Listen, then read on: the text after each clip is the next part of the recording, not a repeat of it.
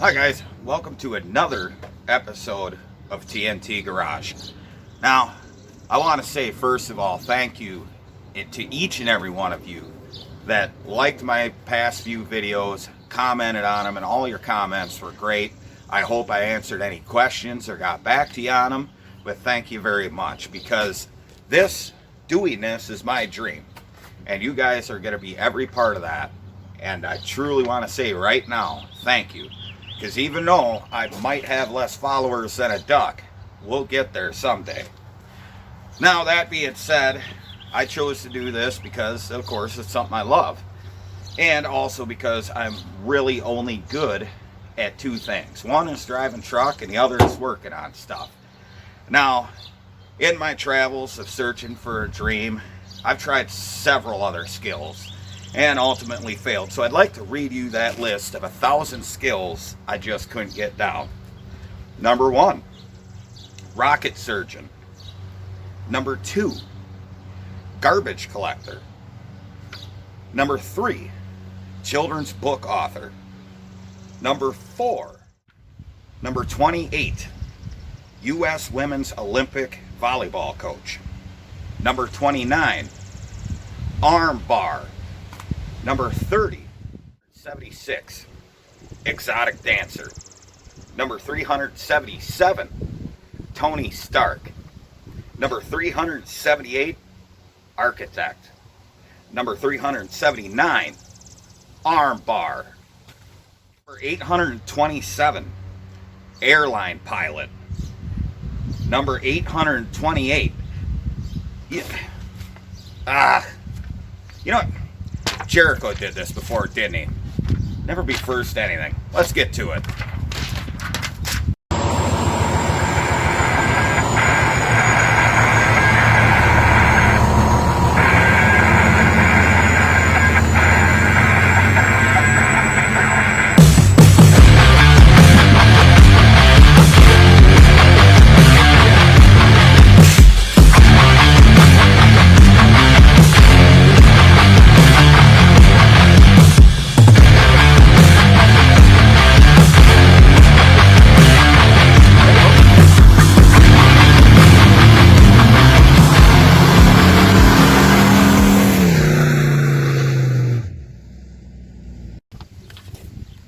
Alright guys, well, I finally got to quit procrastinating and I need to get this done. Iola's coming up in a little over a month, and of course I plan on having my son's truck there, the camper will be up there, Law and Order will be up there, with a special surprise for that. But I need to get the wiring in this car functional. Now, if any of you followed this build at all, you'll know that I swapped in a Vortec 350, so the L31, along with a 4L80 out of a 3/4 ton Chevy truck. And my plan is, this is all basically like junkyard scrounging. You don't have to spend all the money to have a fuel injected, anything really. This fuel injected small block with a nice beefy transmission. And I'm utilizing the PCM and the wiring out of that truck along with the gauge cluster. And my ultimate goal is basically have the powertrain be self-sufficient, so it's completely separate from the car, so the cluster, the engine, the trans, the fuel pump will all work, and the car's functions will work outside of that. Now, I had already made room for this bulkhead connector to go through the firewall to hook to the underhood wiring. Now, the trouble is, we need to combine this with what's left of the car's wiring, which this is the old bulkhead connector, the C100, that goes through the firewall. Now, this might look super intimidating, but just looking at it, we have our powers coming out that we can hook into there, and then just all kinds of odds and ends, like lights, stuff like that, that need to go through this. And what you want to do when you undertake a project like this is go ahead and get yourself some connector views. This is for the car, so this connector here, there's the lighting connector under the hood, there's the powertrain connector, And then there's the main one, which is on the back side here that these two plug into. So I'm going to go through, I've already marked a couple, but isolate the circuits I need to transfer into this one to make everything work. Now, as far as this connector goes, I do have this right here, which if you look at it from that view, you can see everything, and you just need to translate it to the wires on the back. And I have pages upon pages. It tells you what each pin location is for and what its function is.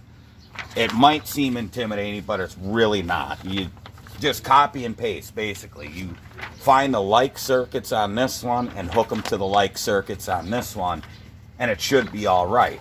Now, along with that, in this conglomeration of a harness, we have transmission controls, which will go through a grommet and a firewall, which is actually this for the transmission. We have our OBD2 port, because this car will be OBD2, and we have our cluster. So I have a couple of wires hanging out here for a few inputs, like high beam indicator in the cluster, turn signal indicators that'll come out of the car's factory cluster wiring into this one.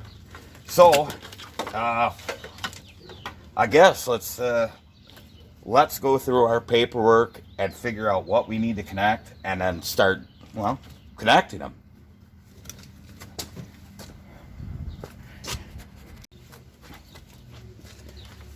Okay, so here's how I'm going to attack this. Is I'm going to go through, and we're just going to work through every circuit and get it out of here. So you can see I cut the two wires coming out of this particular cavity, and that's my high beam headlights. So what I'm going to do is, through the pinouts of this, is find light green high beam headlamp feed. Now, when you're doing this, you need to watch yourself, because high beam headlamp feed comes through this plug, which will wind up out in the engine bay, but it comes through a singular wire. Now, in the Camaro, there's two wires going forward, which means it's powered from inside the car and going out through another two wires. So what we're going to do is, I'm going to splice this wire into those two, and then as it goes into the engine bay, I'm going to put a relay and a fuse in there if I can't find an empty spot in the fuse block. So for right now, it's fine to connect these two. Just know that you want a different power source to run your headlights, because you really don't want to run both high beams off of a single wire. So what I'm going to do, this already has a splice in it, because it also goes up to the cluster for the high beam indicator. You're going to want to have a good set of strippers. Strip your end off, and then I have all kinds of connectors. Now, inside the car, it's fine to use a non-heat shrink connector, whether it be an insulated connector, or if you push the insulation off, just use the connector itself.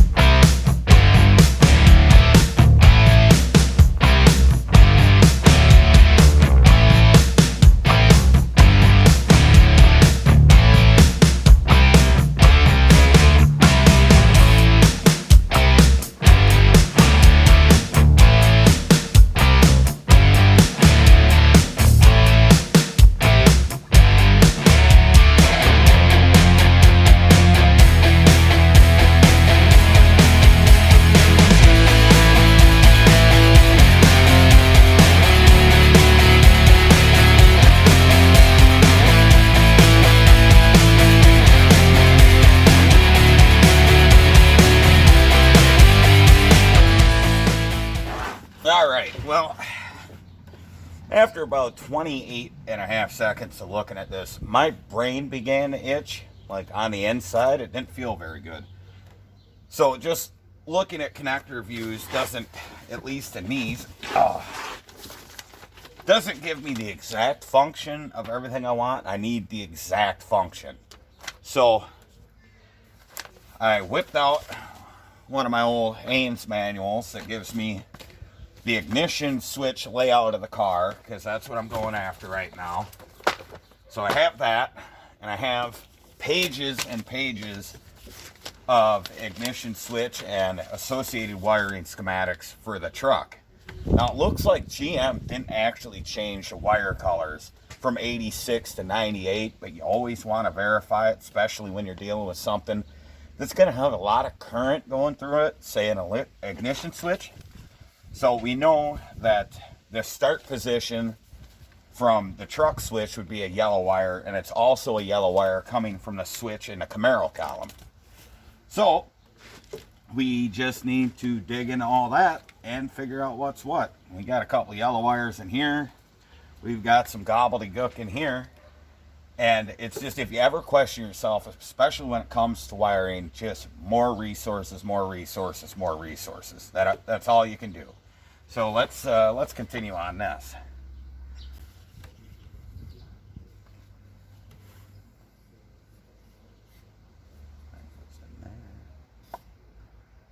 Instrument panel, fuse panel, choke heater relay. It's wire brown and white for run. Yellow. Gear selector switch. Purple wire to a purple wire.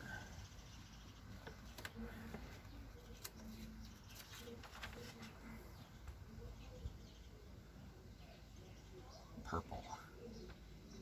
It looks like yellow to purple for start. So we need it hot at all times. We need it hot at all times to go up to the ignition. And I've got two red wires to choose from. So we're going to go through here. Red wire, power distribution. Pink wire, that ain't what I'm looking for. Light switch and fuse block. And then power distribution on pink. So we want power coming in on a red, going to one of our red wires right there, which the one I cut is A4, which would be our ignition switch. So this is going to be our power going up to the ignition switch. Now all of our power is going to come through here, so we're going to want battery power. So look for a big red wire battery. There we go. A6 or A7 will work. We actually have a lot of these to choose from because in a truck there was a lot more going on. So we're going to go with the lowest common denominator, A6, red. So you just look at A6 there, look at your connector right next to the bolt, A6. There's our wire we want to connect. So this will give us power to the ignition switch. And I actually had to buy more connectors.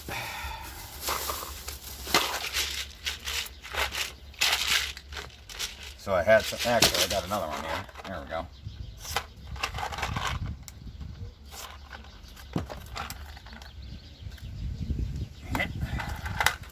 Needed some bigger ones. Now, go ahead and get that on there nice and tight. And make sure you have a good set of crimpers. I got a pair of channel lock ones here. I've got a few others, but I really like these. So I'm just going to make notes on this as you go about it. You want to do that, that way you know you got the circuit done. So, ignition switch. And then on the cars, I'm going to mark that as done.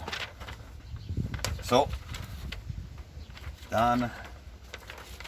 High beams done. And we'll just continue to work our way through this. The big thing is getting your power up. And then, seeing as we have other powers now, all these coming through, I've got a red wire here, which will be the power distribution into the fuse box under the dash, and then the pink wire going in there is yet another power distribution. So we will go ahead and connect those.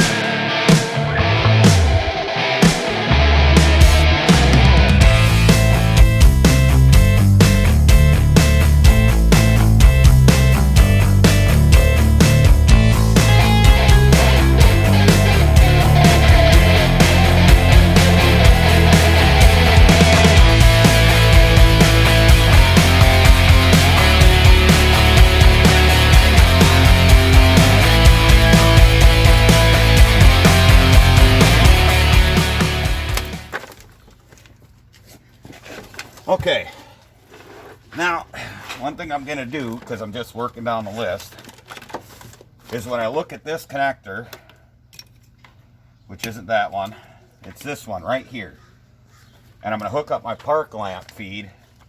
There's a brown wire right there, got brown coming out the back. Now where it comes through here, you can see is a mess, so you want to get your multimeter out to verify that you do indeed have the right wires. So we're going to put it on ohms or resistance to make sure there's complete continuity.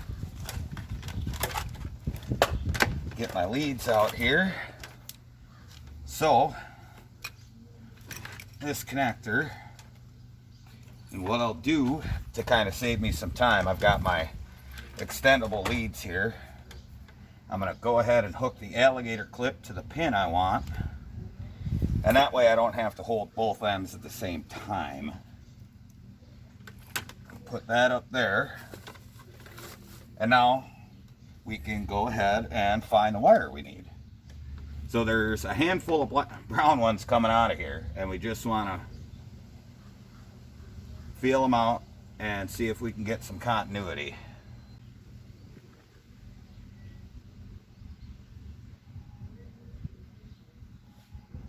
Well, I think we got her. See, I don't know if you guys could see that. My meter just went to 0, so I know this is our park lamp output right here. So I'm going to go ahead and strip it back.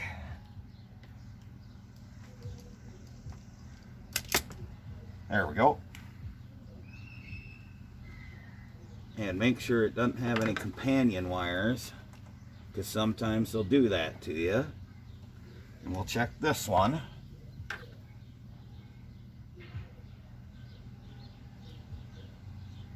Nope. So there's our park lamp output. Right there. We can go ahead and get those hooked up.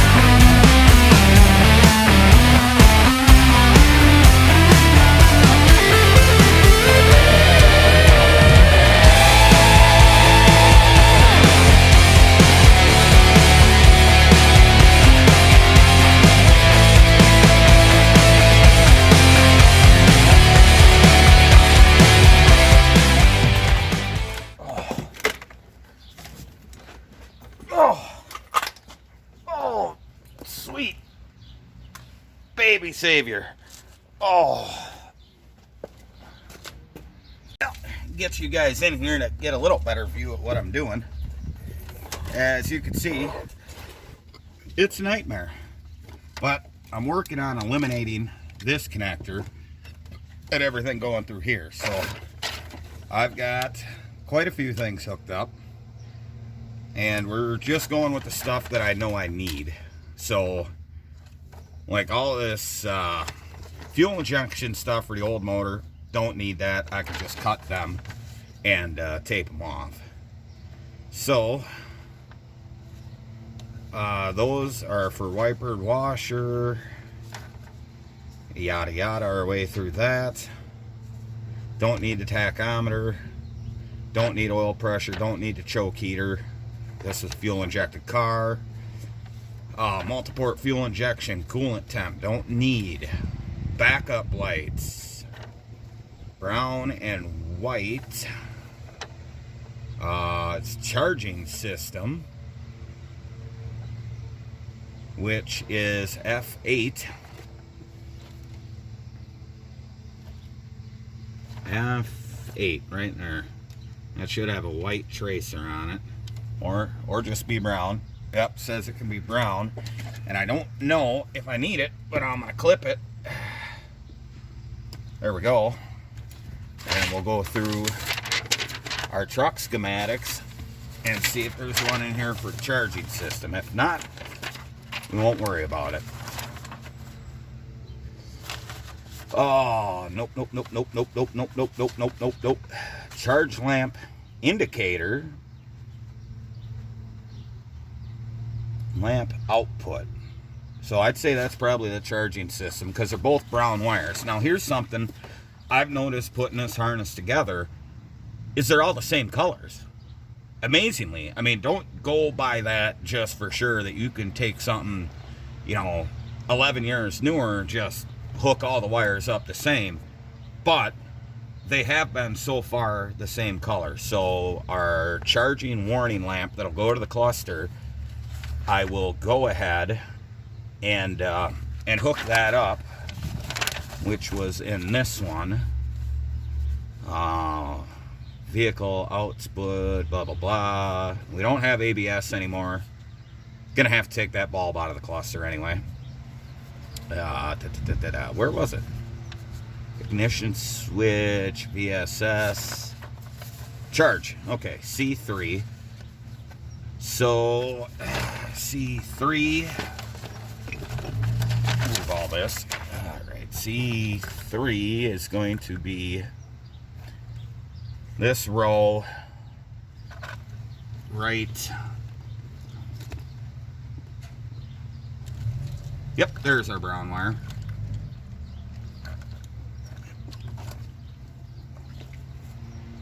Where? All right, yeah, you're wrapped around a bunch of stuff. So trace our wire. I've got it loomed in, and it doesn't have a kick out, which means we don't need that. This is all integrated into the truck harness. So I'm going to cross that off our list.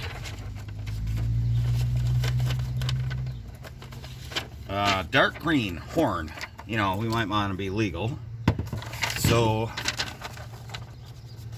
dark green.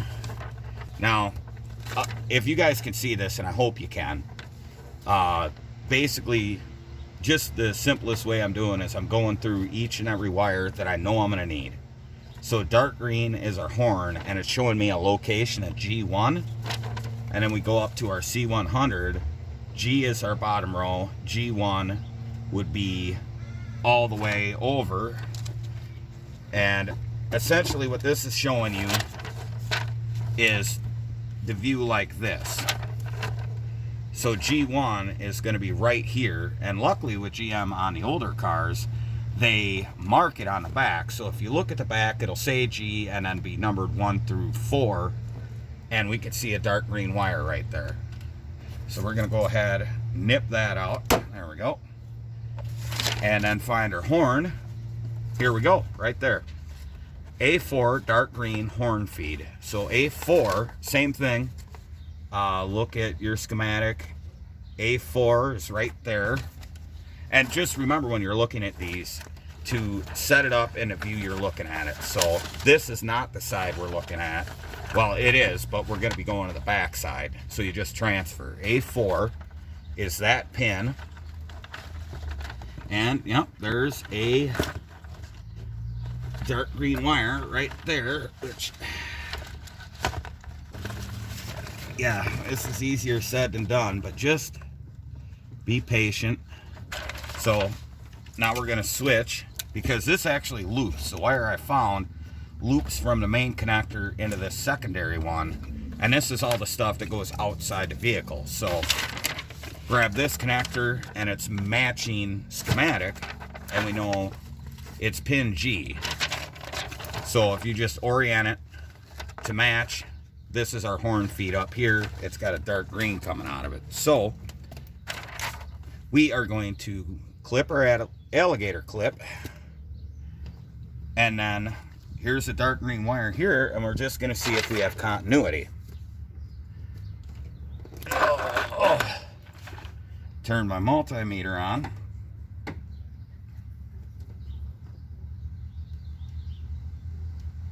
And those aren't the droids we're looking for.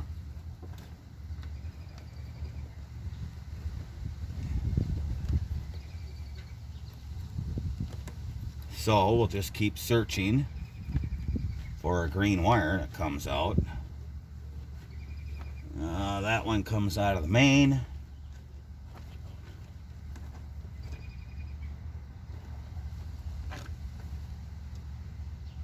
So now we're going to have power through this. So my thought would be, this is where you're going to have to get a little creative, because the one green wire that comes out is not giving us any continuity. Now, we know that this wire is powered from the car because it's going into the junction block through the fuse panel. We know this has got power to it. We know this wire is our horn feed. Now I would think, and sometimes I have a hard time thinking, that since our horn feed's going to output through this connector, we just simply want to cut this and splice into it, because we don't necessarily need it, the underhood relay for this. So when you're doing this, it's not just cut and paste. You do have to make a couple decisions and know where exactly your inputs and outputs are coming from, which, you know, a good amount of common sense and a lot of patience will get you there. So I'm going to continue on this, and yeah. Okay, so now I just cut the circuit for my turn signals. So these are going to be going out of the car, presumably, and we need to find our circuit, which is in this plug, and just find a light blue wire, which here's one right here.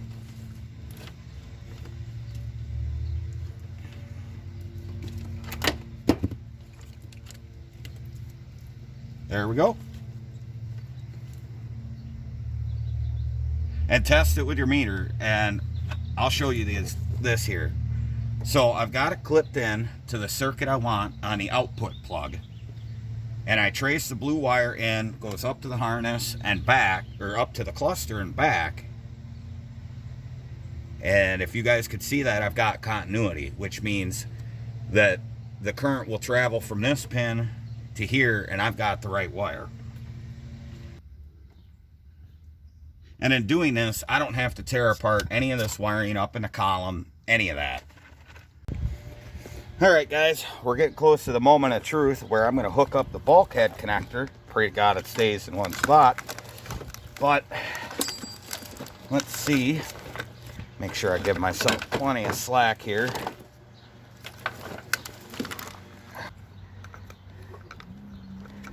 All right, try it again. Computer. Well, yeah. There we go.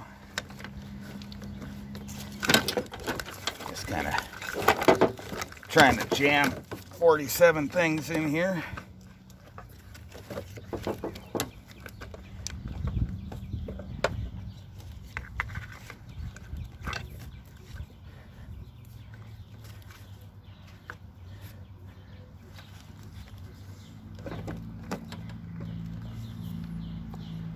Let's just mock it up like that for now. Instead of trying to get it in, I actually have to fasten the junction block up here. But we're just doing this as a test to see if we can get power through the car, and we'll have to hook up something to it. But let's get the cluster plugged in. Well, we got our bulkhead connector in. I don't have anything else hooked up. I need a little more to activate the gauge cluster, but it's plugged in. We've got power to it. But here's a very good sign. We have key on, and the radio comes to life, which means we've got the power plumbed into the car and nothing's on fire. I heard the relays click. Now, see, we can crank the starter. Even though I don't have a whole lot of power going to it, didn't want to burn anything down. But the ignition key does activate the starter. So we're getting somewhere. Like I said, there's a couple more things I need to dig into with the cluster wiring to get that to fire up and come to life. But it's a very good sign that you pull the headlights on, it activates the buzzer and everything. So what I have left to do, unfortunately, I won't get done today. Let me move my stand out of the way here. This is cruise control related. And then we just got to take this harness from the car and splice it into one of these harnesses down. There it is. Down to this harness. Now this will provide all our lights. That'll be in the next episode, but I'm pretty happy with the fact that we got power into the car.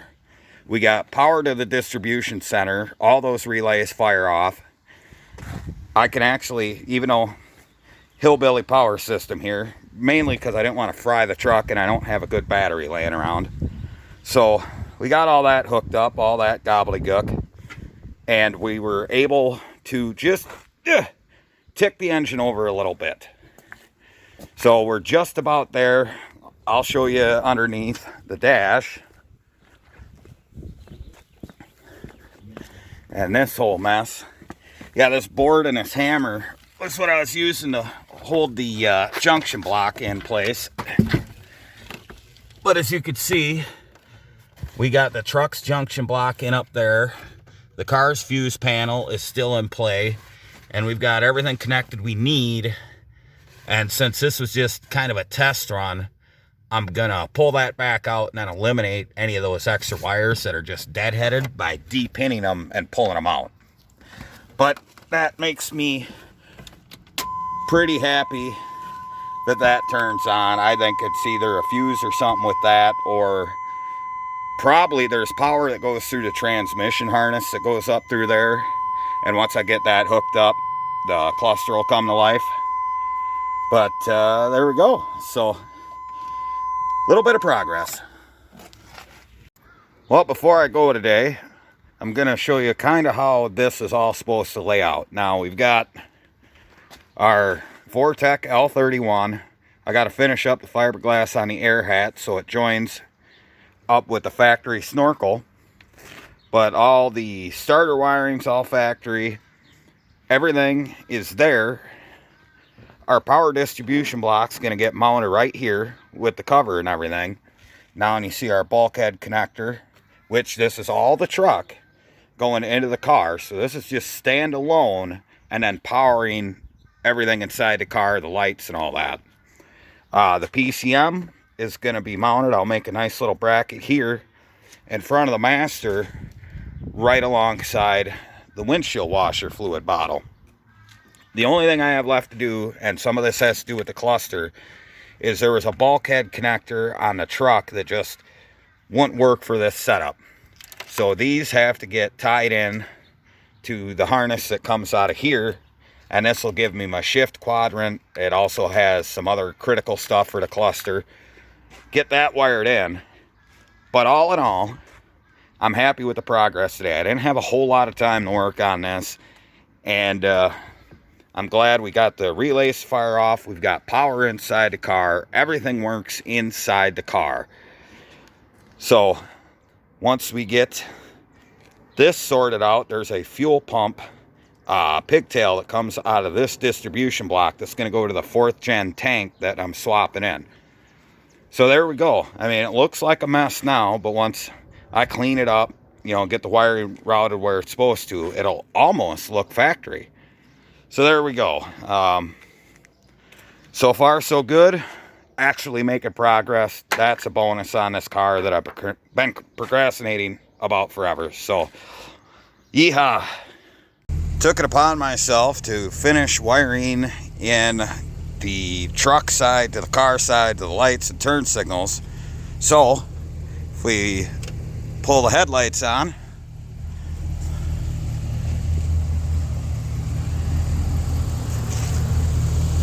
we got headlights and markers. Flip to the high beams. Golden. Turn the key forward, which it's already on. Should have turn signal. And we got turn signals. Front and rear. And I don't know if you could see it in the reflection of the bike next to the turn signal on the badge, but we got brake lights as well.